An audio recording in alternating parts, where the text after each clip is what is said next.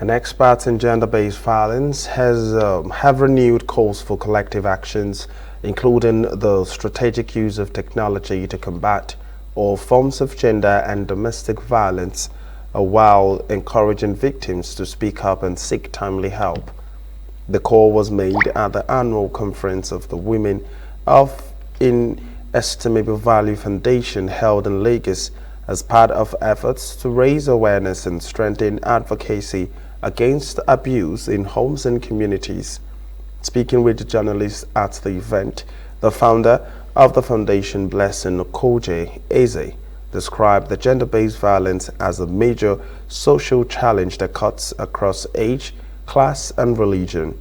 She emphasized that sustained advocacy, continuous education, and active community engagement are critical to dismantling harmful cultural norms and safeguarding the rights and dignity of women and girls. On his part, the legal practitioner Yemi Kasali highlighted the importance of strong legal protection and effective enforcement, calling on relevant authorities to strengthen existing laws and ensure that perpetrators of violence are held accountable.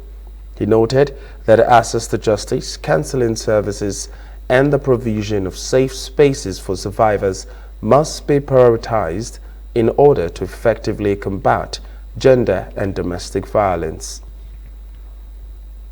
They say when you know something, you stand for something. When you know nothing, you can stand for nothing. Now they know their fundamental human rights. It means they can now help others to know their rights, okay? We talk about human rights abuse in our society because people do not know their rights, which is very important. So inculcating knowledge in the students to know their fundamental human rights, we help them to fight for themselves and also educate others about their own rights. We've taught them to not just keep the knowledge, but to go into the society and make impact. So we're expecting the students to make impact in the society. We're trying to ensure that the society is better. We're trying to ensure that we do not have gender-based violence. If we cannot eradicate it totally, at least we're able to bring it to the barest minimum. So that's exactly what we're trying to do. And each time we bring out cohorts, each time we graduate new sets, it gives us great joy to know that we're equipping other people in the society to also be able to stand for other people's rights. Government alone, law alone cannot fight for your right. You yourself have to know how to fight for your right.